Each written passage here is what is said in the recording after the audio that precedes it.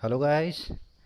Last time हमने कुछ questions पे डिस्कशन किया था एंडोक्राइन सिस्टम पार्ट सेकंड पे, लेकिन उससे पहले हमने डिस्कशन किया था इकोलॉजी पार्ट फोर पे। अब डिस्कस करेंगे, थोड़ा आगे बढ़ेंगे बायोडाइवर्सिटी पे। अब बायोडाइवर्सिटी का पार्ट फर्स्ट आज होगा, पार्ट सेकंड नेक्स्ट लेक्चर में होगा। तो पार्ट फर्स्ट में हमें क्या क्या करना है कि हमें देखना है बायोडाइवर्सिटी, उसका डेफिनेशन कि वो कहाँ जनरेट हुआ, कब से शुरू हुआ, लॉस ऑफ बायोडाइवर्सिटी कि लॉस कैसे होगा बायोडाइवर्सिटी, या फिर causes of biodiversity of loss कि ये कॉज क्या होगा कि वो होने से बायोडाइवर्सिटी लॉस हो सकता है। देखेंगे एक एक पॉइंट।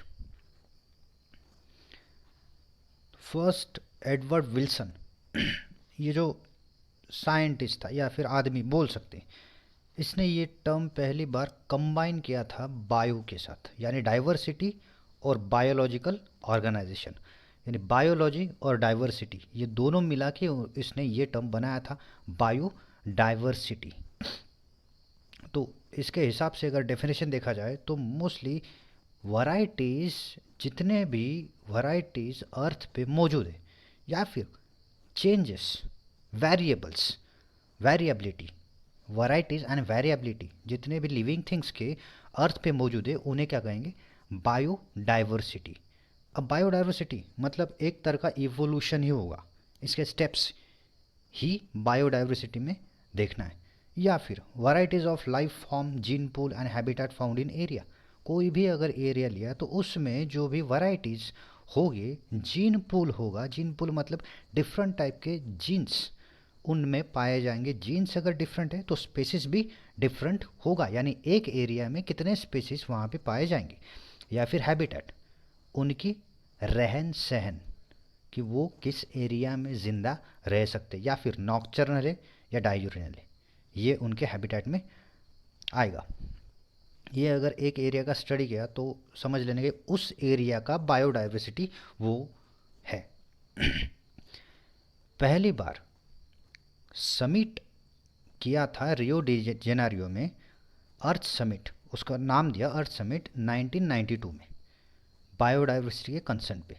यानी बायोडाइवर्सिटी ये सब्जेक्ट लेके, उसके सारे इश्यूज लेके 1992 में यूएनओ ने ऑर्गेनाइज किया अर्थ समिट। उसका सब्जेक्ट था बायोडाइवर्सिटी। उसमें मोस्टली 170 कंट्रीज प्रेजेंट थे, यानी 170 कंट्रीज के जो जो मेन मेन पर्सनैलिटीज हैं वो वहाँ पे प्रेजेंट थे। तो ध्यान रखना है कि अर्थ समिट, ये समिट होता है बायोडाइवर्सिटी पे। लेवल्स की बात किया जाए, बायोडाइवर्सिटी के लेवल्स मतलब स्टेप्स भी बोल सकते कि बायोडाइवर्सिटी कैसे इवोल्यूट हो सकता है। तो पहला स्टेप्स लेके जेनेटिक लेवल। जेनेटिक लेवल मतलब पहले उनके जीन्स में चेंजेस होंगे। दूसरा स्पेसिस लेवल, जीन्स में अगर चेंजेस होंगे तो स्पेसिस भी ऑटोमेटिकली चेंज होगा एनवायरनमेंट के बेसिस पे। यानी जीन्स कब चेंज होंगे, जब एनवायरमेंटल क्राइसिस आएगा तब ये जीन्स चेंज होंगे। स्पेसिस कब चेंज होगा, जब एनवायरनमेंट सिचुएशन, जो भी कंडीशंस होंगी वो चेंज होगी तो स्पेसिस भी चेंज होगा। जब जीन्स स्पेसिस चेंज होगा तो उस एरिया का सारे के सारे लिविंग थिंग्स का हैबिटेट जो भी वो सारा चेंज होगा, तो इकोसिस्टम भी चेंज होगा। यानी तीन लेवल पे हम बायोडाइवर्सिटी का स्टडी कर सकते हैं, जेनेटिक लेवल, स्पेसिस लेवल, या फिर इकोसिस्टम लेवल।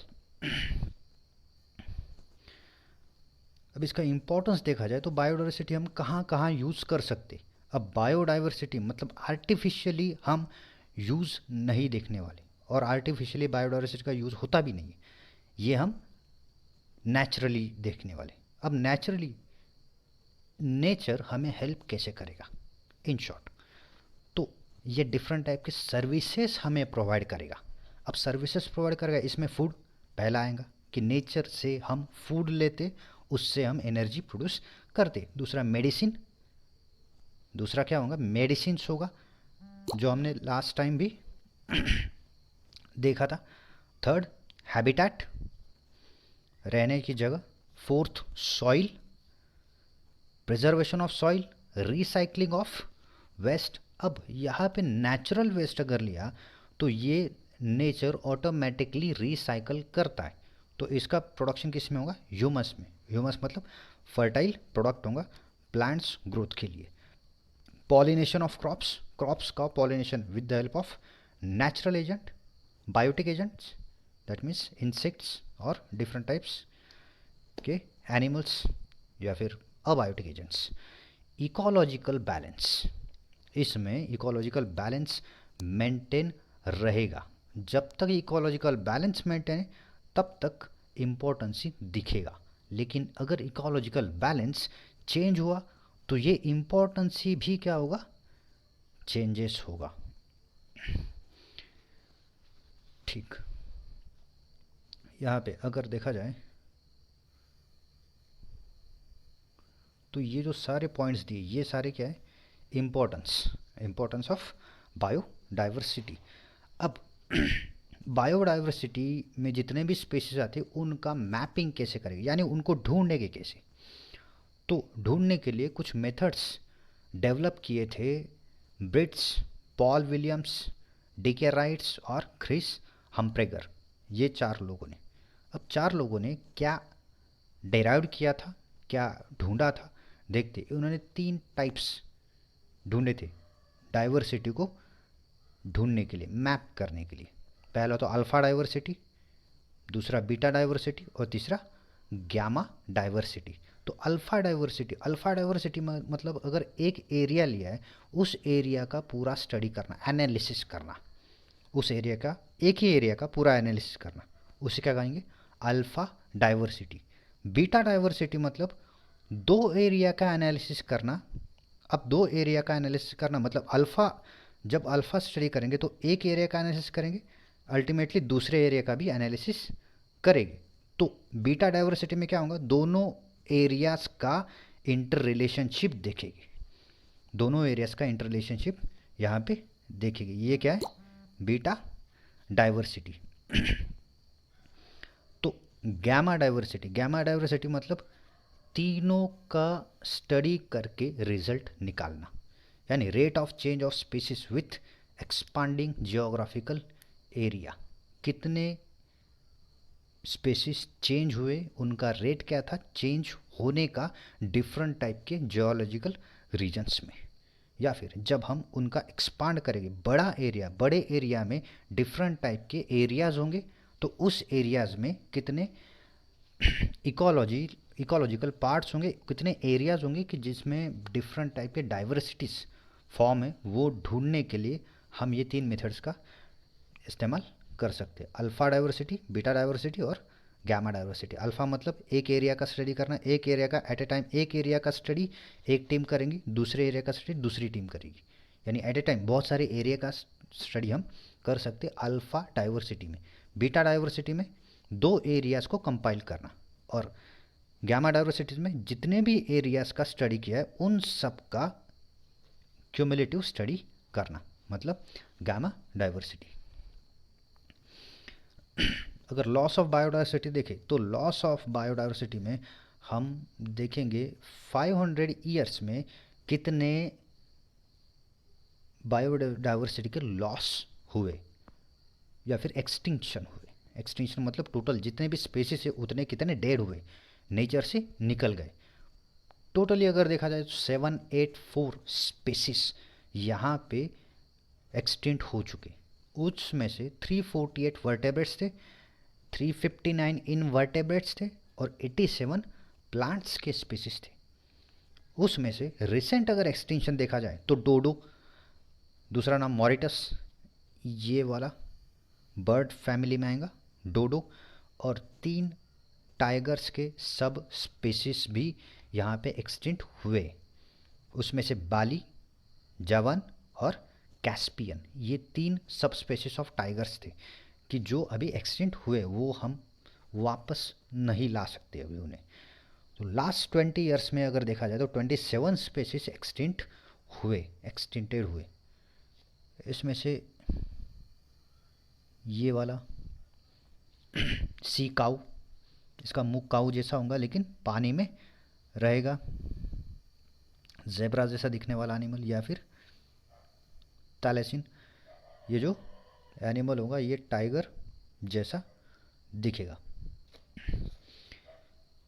अब ऐसे स्पेसीज जो वल्नरेबल से एक्सटिंक्शन की तरफ जा रहे हैं, मतलब अभी मौजूद है लेकिन बहुत कम क्वांटिटी में, वो एक्सटिंक्ट कभी भी हो सकते, उनको बचाना। अब ऐसे कौन से स्पेसीज है कि कुछ एम्फीबियंस के ग्रुप्स है कि जो अभी एक्सटिंक्शन की कगार पे खड़े, अगर उनको बचाया नहीं गया तो वो टोटली उनका स्पेसीज वैनिश हो सकता है।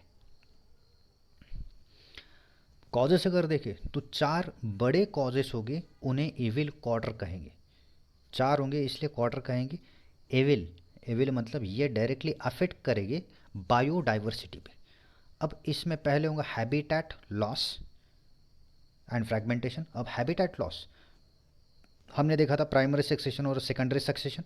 तो प्राइमरी सक्सेशन और सेकेंडरी सक्सेशन ये इसमें हम सेकेंडरी सक्सेशन में देख सकते हैं कि हैबिटेट लॉस होता है। जब जंगल में आग लगती है तो वहाँ के जितने भी एनिमल्स होते उनका हैबिटेट कोलैप्स हो जाता है, वो कहीं और भाग जाते। अब भागने के बाद वहाँ पे एक तो जिंदा रहेंगे या मरेंगे, यानी पूरी की पूरी कम्युनिटी एक ही साथ एक ही डायरेक्शन में तो नहीं भागेगी, वो डिफरेंट टाइप के डायरेक्शन में भागेगी। यानी क्या होगा, फ्रैगमेंटेशन यहाँ पे फॉर्म होगा। हैबिटेट लॉस होगा तो फ्रैगमेंटेशन होगा, उसकी वजह से बायोडाइवर्सिटी का बहुत बड़ा लॉस होगा।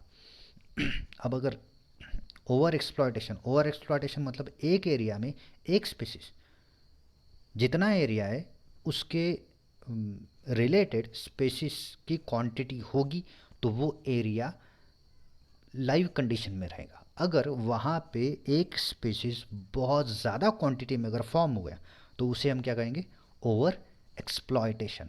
यानी अगर खाने के लिए 50% है और स्पेसीज वहाँ पे 80% है तो 30% स्पेसीज क्या होंगे, यहाँ पे फ्रैगमेंटेड हो जाएंगे, मर जाएंगे, या फिर कुछ भी यहाँ पे हो सकता है। तो ये क्या होगा, एक बायोडाइवर्सिटी लॉस होगा एयर ओवर एक्सप्लॉयटेशन का। एलियन स्पेसीज इन्वेजन, अगर कोई स्पेसीज किसी भी बायोलॉजिकल एरिया में नया स्पेसीज अगर आ गया तो उसे क्या कहेंगे, एलियन स्पेसीज इन्वेजन।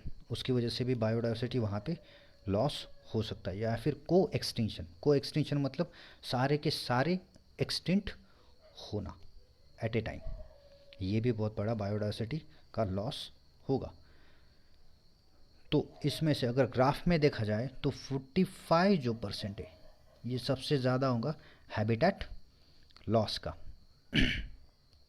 दूसरा देखा जाए 37% ये होगा एक्सप्लॉयटेशन का, ओवर एक्सप्लॉयटेशन का। और climate change, invasion of species, pollutions या फिर डिसीजेस, ये इतना होगा यानी कम होगा।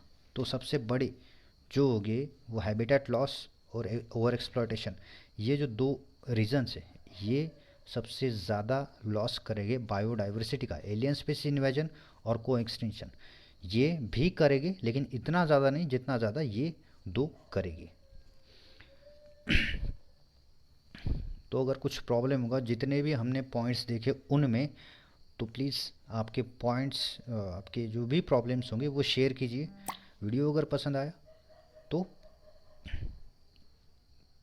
शेयर कीजिए या फिर कमेंट कीजिए, आपके प्रॉब्लम कमेंट कीजिए और वीडियो शेयर कीजिए। सारे के सारे वीडियो देखने के लिए आप इस लिंक पे जा सकते हो। नेक्स्ट लेक्चर होगा एंडोक्राइन सिस्टम पार्ट 3 के क्वेश्चंस पे। और ध्यान देना है कि क्वेश्चंस पढ़ने से पहले आप उस वीडियो को देखें, एंडोक्राइन सिस्टम पार्ट 3 जो वीडियो था उस वीडियो को देखें, उसी वीडियो के बेस पे ये क्वेश्चंस होगी। तो प्लीज़ पहले वो वीडियो देखना और उसके बाद क्वेश्चंस फॉर्म उनका आंसरिंग करना है। Thank you and all the best.